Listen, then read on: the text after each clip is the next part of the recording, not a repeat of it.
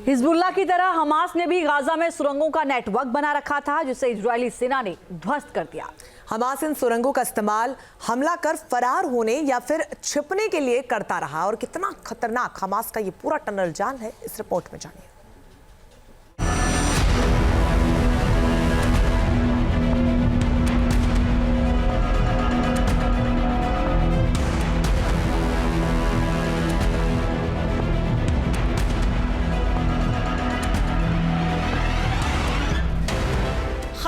में मस्जिद के नीचे से टनल का बड़ा जाल,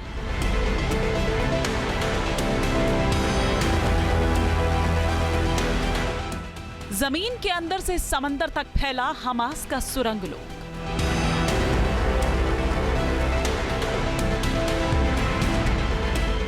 हमास ने मस्जिदों को भी नहीं बख्शा, मस्जिदों को बनाया ह्यूमन शील्ड।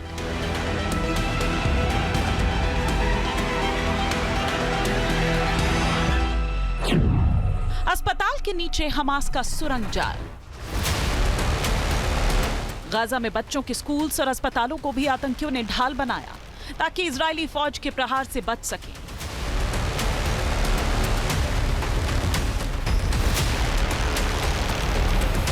ऐसी एक नहीं, सैकड़ों सुरंगों का नेटवर्क गाजा में हमास ने बना रखा था, जिसमें छिपकर हमास के आतंकी इजरायली फौज का मुकाबला कर रहे थे। लेकिन इजराइल ने अब हमास की इन बारूदी सुरंगों को ध्वस्त कर दिया।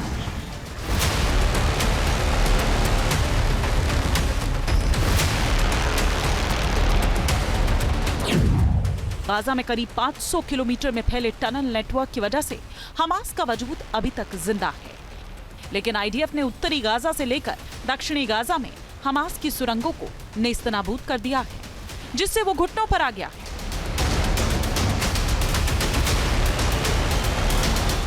हमास का ये सुरंग जाल शुरू से ही इजराइल के लिए बड़ी चुनौती रहा है। अक्टूबर में शुरू हुए जमीनी हमले की शुरुआत के बाद से आईडीएफ ने गाजा पट्टी में 800 से ज्यादा सुरंग शाफ्ट को ढूंढ निकाला। ये सुरंगें स्कूल्स और अस्पताल के नीचे बनाई गई थी।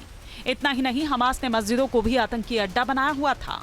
मस्जिद के भीतर से सुरंग शाफ्ट बनाई जो जमीन के भीतर खुलती है।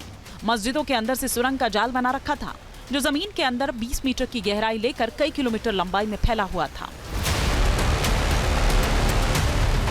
हमास ने बच्चों के प्लेग्राउंड और स्कूल्स तक को नहीं बख्शा। आतंकियों ने स्कूल्स के पास और उसके अंदर से टनल नेटवर्क बनाया, जिसे अब आईडीएफ के जवान ढूंढ ढूंढ कर ध्वस्त कर रहे हैं।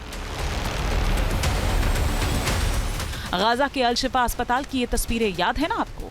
इन सुरंगों को देखकर कौन कह सकता था कि जमीन के 50 फीट भीतर ऐसी सुरंग जिसमें लग्जरी इंतजाम, हर सुख सुविधा मौजूद थी। Air condition room, war room, meeting room, लंबे वक्त तक रहने के लिए टॉयलेट्स, किचन और छिपने की जगह। गाजा की टनल में भारी मात्रा में हथियार भी मिले थे। साथ ही ये भी पता चला था कि बंदूकों को इन्हीं सुरंगों में छिपाकर रखा गया था। धरती के कई मीटर नीचे हमास ने इन सुरंगों को बनाया है। ये सुरंगें कैसे उन्हें एक जगह से दूसरी जगह पहुंचाती है और इनके अंदर किस तरह के इंतजाम है, उसको देखकर आपके होश फाख्ता हो जाएंगे।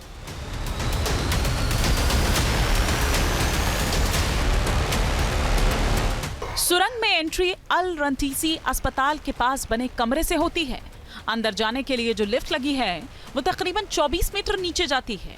लिफ्ट से निकलने के बाद आगे कुछ और सुरंगें मिलती हैं जो एक दूसरे से जुड़ी हुई हैं, और आगे बढ़ने पर लिफ्ट जैसे इलेक्ट्रिक बटन दिखाई देते हैं जो संभवतः लिफ्ट के ऑपरेशन के लिए हैं। टनल के भीतर इलेक्ट्रिक वायरिंग है जिससे टनल के अंदर रोशनी और बिजली की सप्लाई की जा सके। आईडीएफ के मुताबिक ये टनल रंतीसी अस्पताल से बच्चों के स्कूल तक जाती है। यहाँ हमास ने कमांड एंड कंट्रोल सेंटर बनाया था जिसे ध्वस्त कर दिया गया। गाजा में हमास ने अस्पताल के अलावा स्कूल्स को भी अपना कमांडर सेंटर बनाया। इजरायली सेना को एक दूसरी सुरंग गर्ल्स स्कूल के पास मिली थी। 20 मीटर गहरी इस टनल की शाफ्ट बिल्डिंग के अंदर खुलती है। बिल्डिंग के अंदर आईडीएफ की रेड में हथियारों का जखीरा मिला है। आईडीएफ के मुताबिक गाजा में इन हथियारों का इस्तेमाल हमास की नौसेना विंग करती थी। हमने गाजा के अंदर देखा है कि एक पूरा का पूरा नेटवर्क तैयार रहता है टनल्स का, जिनको अलग अलग तरीके से इस्तेमाल किया जाता है, आतंकवादियों को छुपने के लिए भी और सिविलियंस के शेल्टर के तौर पर भी। और सिर्फ हमास ही नहीं, जितने भी प्रॉक्सीज मिडिल ईस्ट में काम कर रहे हैं, चाहे वो हूती हो, हिजबुल्लाह हो या फिर हमास हो, सब के सब अंडरग्राउंड टनल्स बनाने में महारत हासिल कर चुके हैं। और उनको भी पता है कि लड़ाई के समय और जिस समय दुश्मन ताकतवर होता है उस समय ये जो शेल्टर्स हैं, अंडरग्राउंड शेल्टर्स, ये लोगों को बचाने का एक बढ़िया रास्ता प्रदान करते हैं। और यहाँ पर दुश्मन से छुप करके उसके ऊपर हमला भी किया जा सकता है, यानी कि काउंटर अटैक्स में भी इनका इस्तेमाल होता है। इजराइल का दावा है कि उत्तरी गाजा में धरती के नीचे हमास ने 1500 से ज्यादा सुरंगें बना रखी थी, जिसमें 800 से ज्यादा सुरंगों को तबाह कर दिया गया। लेकिन अब भी हमास की कई सुरंगें हैं जिनके बारे में इजरायली फौज को जानकारी नहीं है।